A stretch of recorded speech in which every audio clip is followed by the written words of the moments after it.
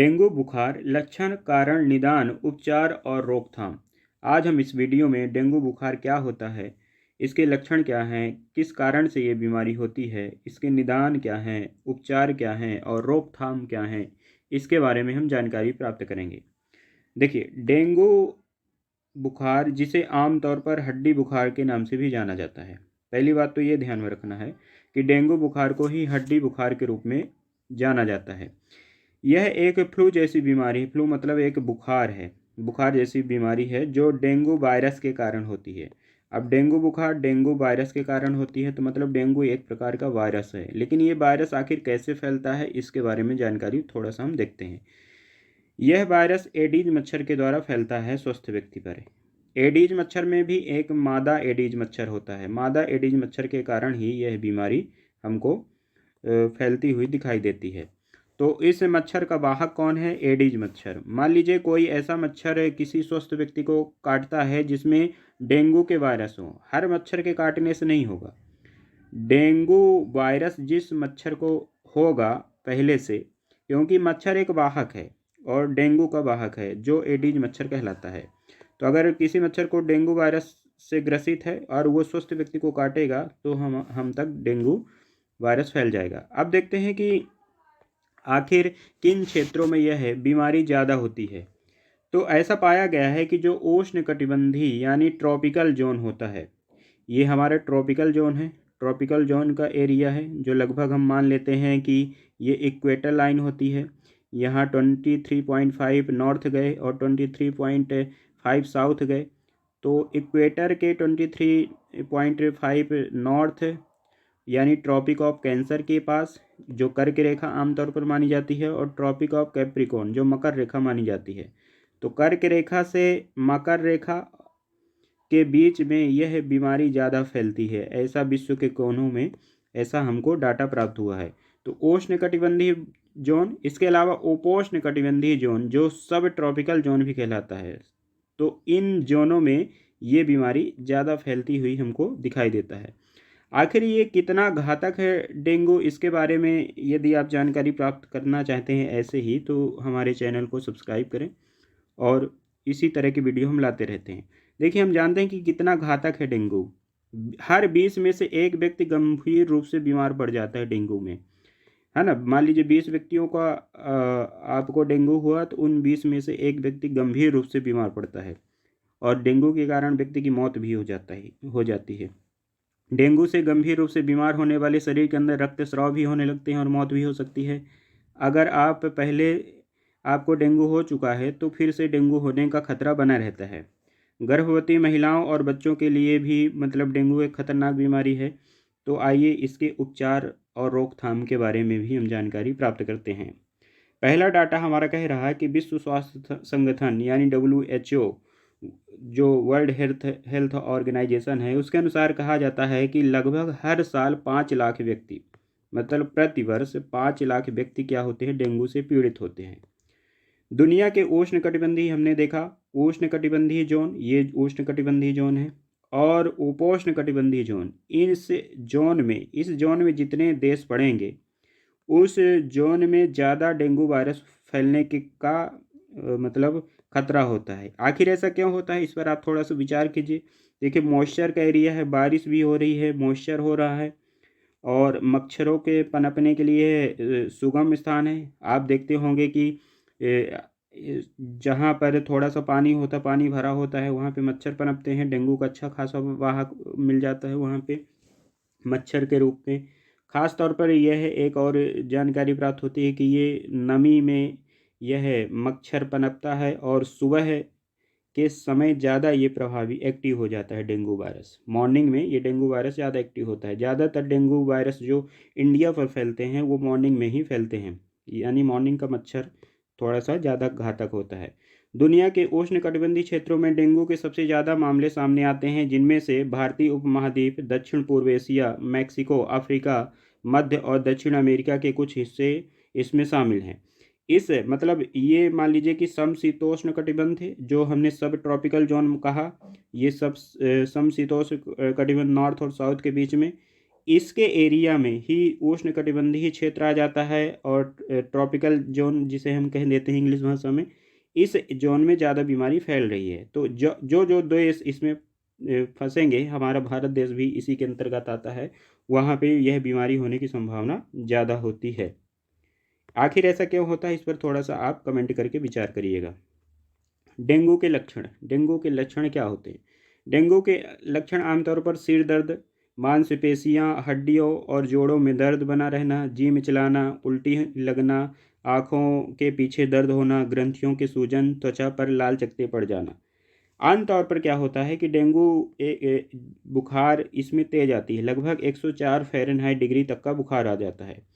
आप देख रहे होंगे इसके सिम्टम में आई पेन होता है, फीवर आती है 104, हेडेक मतलब सर दर्द बना रहता है, मसल्स पेन होते हैं मतलब मांसपेशियों में दर्द रहता है, नोजिया वोमिटिंग हो सकती है, बोन पेन मतलब हड्डियों में दर्द, इसीलिए तो हड्डी तोड़ कहा जाता है, यानी जॉइंट पेन होता है, रैसेस पड़ जाते हैं शरीर में, चकत्ते पड़ जाते हैं। ये डेंगू के आमतौर पर सब लक्षण हैं। डेंगू बुखार होता है जानलेवा। आखिर डेंगू देखिए 3 प्रकार का होता है, इनमें से कौन सा डेंगू जानलेवा होता है, इस पर हम थोड़ा सा विचार करते हैं। डेंगू एक हल्का डेंगू होता है, दूसरा डेंगू रक्तस्रावी बुखार वाला होता है, तीसरा डेंगू शॉक सिंड्रोम होता है। इनमें से जो हल्का डेंगू बुखार होता है, इसके लक्षण हैं मच्छर के दंश, मच्छर के काटने से।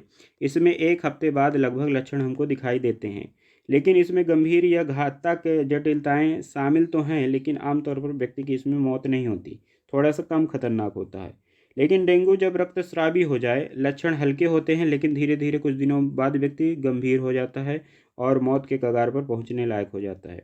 डेंगू शॉक सिंड्रोम, यह डेंगू एक गंभीर रूप है, सबसे खतरनाक होता है डेंगू शॉक सिंड्रोम, और यहाँ तक कि इसमें व्यक्ति की मौत भी हो जाती है। तो आखिर ऐसी कौन सी मेडिसिन है जो डॉक्टर प्रेफर करता है इन डेंगू वायरस के लिए, उस पर भी हम थोड़ा सा ध्यान देते हैं। डेंगू, ध्यान दीजिएगा, डेंगू एक वायरस जनित रोग है, यानी वायरस के कारण ही यह बीमारी फैलती है, और वायरस की अभी तक ज़्यादा मतलब ट्रस्टेबल या भरोसेनी दवा हम बना नहीं सके हैं। चाहे वो वायरस हो आपका HIV हो, चाहे तो डेंगू का वायरस हो, या फिर अभी हाल ही में कोरोना वायरस फैला था। इन क्योंकि वायरस अपना रूप बदलता रहता है, तो इनकी कोई एक औषधि नहीं होती। आमतौर पर जो एंटीबायोटिक होता है वो वायरस के लिए नहीं इस्तेमाल होता, वो किसके लिए इस्तेमाल होता है, आप जीवाणु जिसको कह देते हैं, तो वो एंटीबायोटिक है। लेकिन जो वायरस जनित रोग है उनके लिए दवाई बनाना थोड़ा सा खतरनाक है, थोड़ा सा ज़्यादा टफ टास्क है।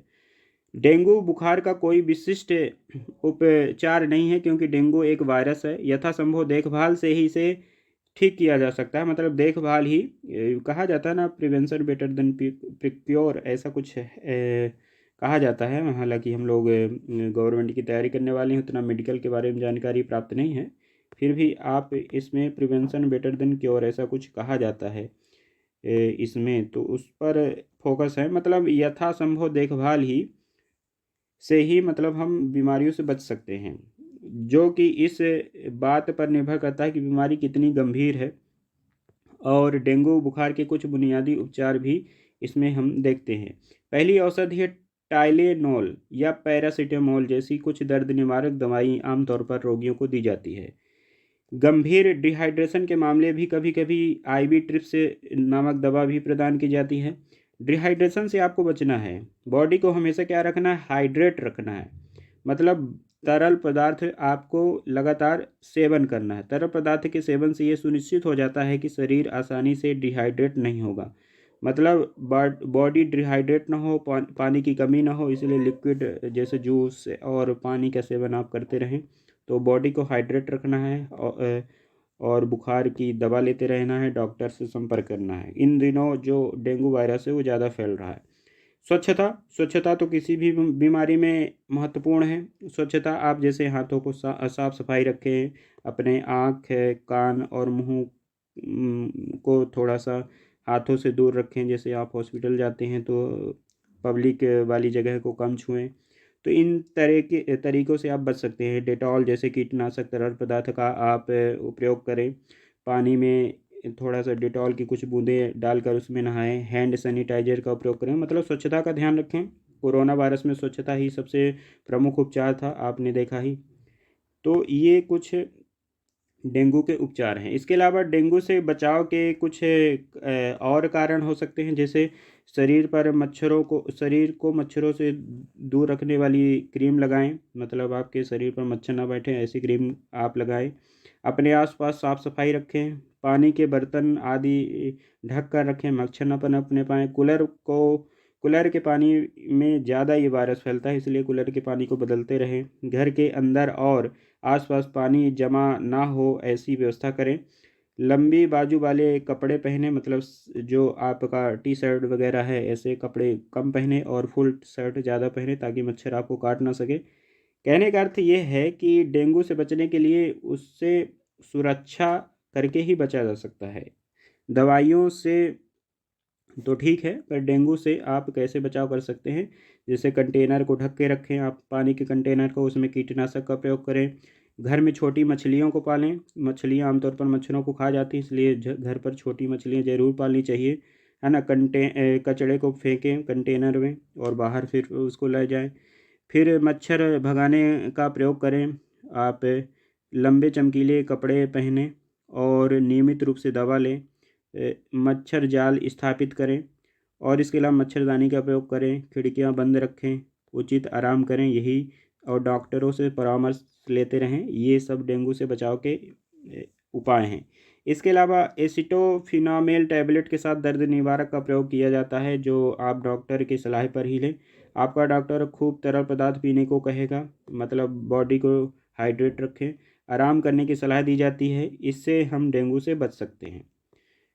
इसके अलावा आप यदि ऐसे ही वीडियो चाहते हैं तो हर बीमारी के बारे में हम वीडियो बना चुके हैं। आप चैनल को सब्सक्राइब करिए और ऐसे ही वीडियो आप तक आते रहेंगे। Thank you so much.